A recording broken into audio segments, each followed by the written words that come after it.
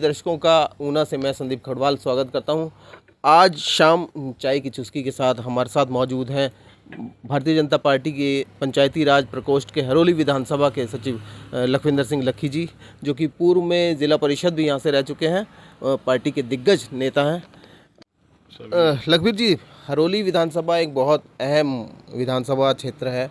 यहाँ से जो स्थानीय विधायक हैं, विपक्ष के नेता भी हैं, मुकेश अग्निहोत्री यहाँ से विधायक हैं। आप भी यहाँ से पार्टी के दिग्गज नेता हैं, पूर्व में जिला परिषद रह चुके हैं, अभी पंचायती राज प्रकोष्ठ के आप सचिव हैं, यहाँ विधानसभा क्षेत्र से तो संयोजक हैं। और तो अभी फ़िलहाल क्योंकि विधानसभा चुनाव में बहुत कम समय रह गया है, तो किस प्रकार की रणनीति लेकर के पार्टी यहाँ उतर रही है? भारतीय जनता पार्टी एक राष्ट्रीय स्तर की पार्टी है। आज पूरे विश्व में अगर सबसे बड़ी पार्टी है तो भारतीय जनता पार्टी है। चुनाव कभी भी हो, कभी भी आ जाए, संगठन हमेशा तैयार रहता है। कोई ऐसी बात नहीं है, चुनाव जब मर्जी आ जाए, संगठन की पूरी तैयारी रहती है। देखिए, क्योंकि अहम यहाँ मैं बार बार कह रहा हूँ कि इस वजह से है क्योंकि विपक्ष के जो नेता है यहाँ से स्थानीय विधायक है और लगातार 4 बार से वो यहाँ पर विधायक हैं। भारतीय जनता पार्टी पिछले 20 सालों से यहाँ अपना खाता नहीं खोल सकी है। तो इस बार किस रणनीति के तहत आप उतरेंगे ताकि जो ये आप भारतीय जनता पार्टी जो दावा कर रही है कि इस बार यहाँ कमल खिलेगा, तो वो कमल खिल सके उसके लिए क्या प्रयास किए जा रहे हैं, क्या रणनीति रहेगी? जीत के लिए भारतीय जनता पार्टी हमेशा ही विकास पर विश्वास रखती है। आज केंद्र सरकार से लेकर प्रदेश सरकार तक आम जनता के हितैषी योजनाएं जो काम किए हैं सरकारों ने, वो आम गरीब तक, जो अंत्योदय जो सबसे पीछे होता है, उनकी सोची है भारतीय जनता पार्टी सरकार ने। चुनाव है, चुनाव में हार जीत चली रहती है, लेकिन भारतीय जनता पार्टी का लक्ष्य हमेशा, हर इंसान चुनाव में जीत के लिए उतरता है, लेकिन जनता तय करती है किसको वोट डालना किसको नहीं। लेकिन इस बार हरोली की जनता ने मन बना लिया है। हरोली से भारतीय जनता पार्टी के प्रत्याशी जीतकर शिमला विधानसभा पहुंचाएंगे। देखिए, सबसे अहम है कि इस बार सत्ता में भारतीय जनता पार्टी है, केंद्र में भी सरकार है, तो क्या एंटी इनकम्बेंसी हो सकती है कि अगर एंटी इनकम्बेंसी हुई तो निश्चित रूप से कांग्रेस को इसका फ़ायदा हो सकता है और एक बार फिर से 5वीं बार यहाँ से कांग्रेस का जो प्रत्याशी है वो जीत सकता है? ऐसी कोई एंटी इनकम्बेंसी नहीं है। आपके सामने ही केंद्र की सरकार मिशन रिपीट हुआ दूसरी बार। जनता ने मोदी जी पे विश्वास किया है। रही बात प्रदेश की, जयराम सरकार के नेतृत्व में प्रदेश में अंधाधुंध विकास हो रहा है। हमारे क्षेत्र में भी अंधाधुंध विकास हो रहा है। कोई क्षेत्र ऐसा नहीं है जहाँ पर जनता के सुख सुविधा के लिए प्रयास ना किए हो सरकार ने। जो भी जनता की सुख सुविधा के लिए प्रयास या सरकार ने किए हैं, वो बहुत ही सराहनीय और अति उत्तम और बहुत आगे तक सरकार काम कर रही है। कौन कौन से जो विकास के कार्य हैं जिनको आप गिनवाना चाहेंगे कि ये अहम विकास के कार्य हैं, क्योंकि आप पूर्व में जिला परिषद भी यहाँ से रहे हैं, आपके क्षेत्र में भी कोई विकास के काम होंगे, तो कुछ ऐसे अहम काम जिनको आप कहना चाहेंगे ये उल्लेखनीय है? आप हरोली क्षेत्र में जानना चाहते हैं या प्रदेश में हरोली क्षेत्र में आज ही हमारे जहाँ पे धार्मिक स्थल है, गिड़गिड़ा साहिब, डेरा पंजुआना, डेरा टाली साहब, 3, 4, 8, 7, 8 स्थान है। जो मैं जब जिला परिषद था तो जिला परिषद रहते ये देखो 2018 में माननीय जयराम सरकार से मैंने डिमांड भी की थी।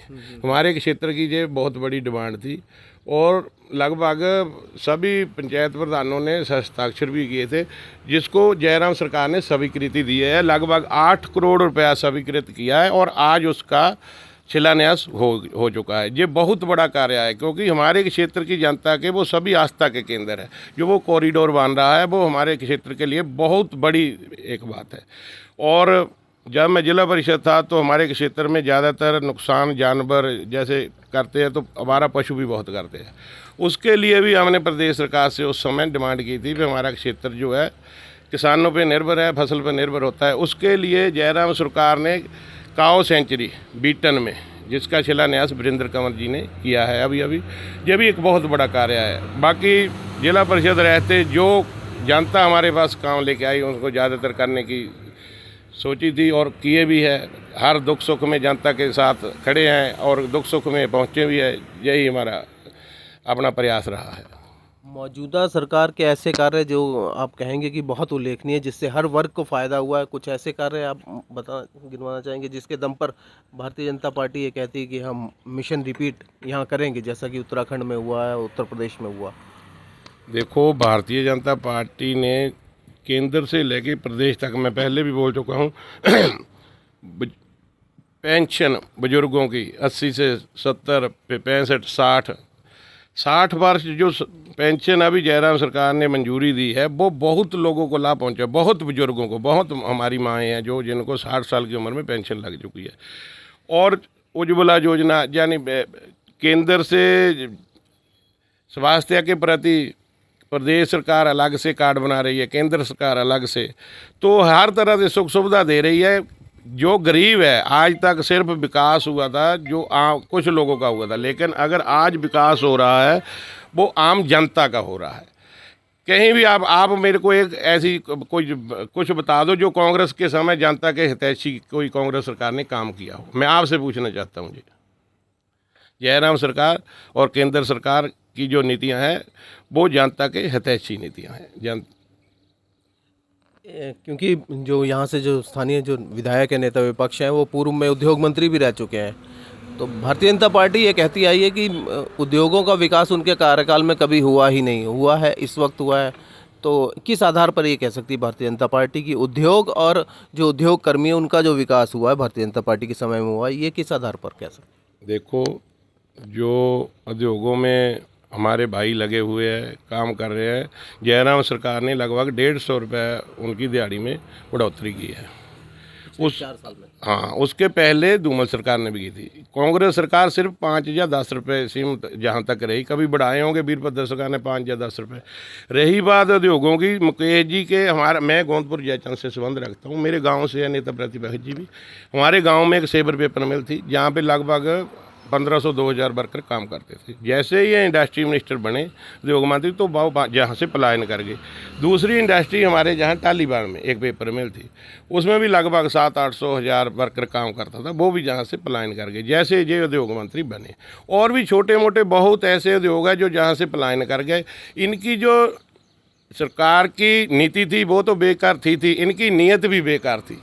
इनकी नीयत अच्छी नहीं थी। अगर नीयत अच्छी होती, गरीबों की हितैषी होती, तो उद्योग नहीं जाने चाहिए थे जहाँ से। अगर उनको कोई दिक्कत थी, कोई मुश्किल थी, तो उनको उनका सोल्यूशन करना चाहिए था। ये सरकार की जिम्मेदारी बन जाती है।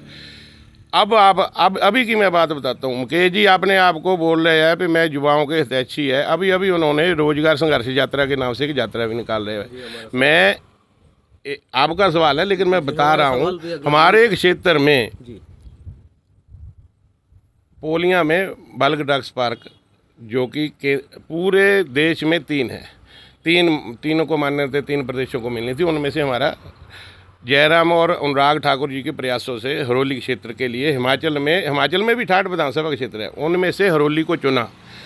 हम धन्यवाद करना चाहते हैं केंद्रीय मंत्री अनुराग ठाकुर जी और मोदी जी और जयराम ठाकुर जी के कि उन्होंने हरोली क्षेत्र चुना, क्योंकि जहाँ पर ये अगर इसमें लगभग 30,000 युवा काम करेंगे। जब ये अभी इनकी तैयारी चल रही थी, तो मुकेश जी ने इनको रुकवाने के लिए कभी तो कोर्ट में जाएं, कभी बोल रहे जहाँ पे भालू है।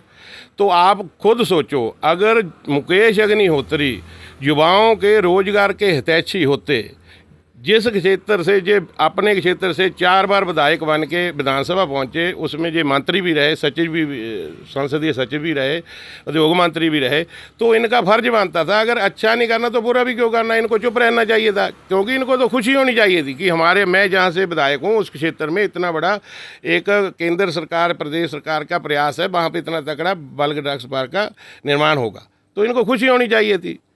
तो मैं नहीं समझता मुकेश अग्निहोत्री सिर्फ युवाओं को अपने इर्द गिर्द घुमाना चाहते हैं, इनकी नीति रही है। इससे ज़्यादा मैं कुछ बोलना नहीं चाहता। देखिए, अभी उनका एक और बयान आया जिस पर एक विवाद स्वरूप ही कह सकते हैं। उन्होंने कहा कि जब जो आगामी विधानसभा चुनाव होंगे उनका परिणाम आएगा, तो आज के जो मुख्यमंत्री हैं जयराम ठाकुर, वो बंद कमरे में जा कर के रोएंगे।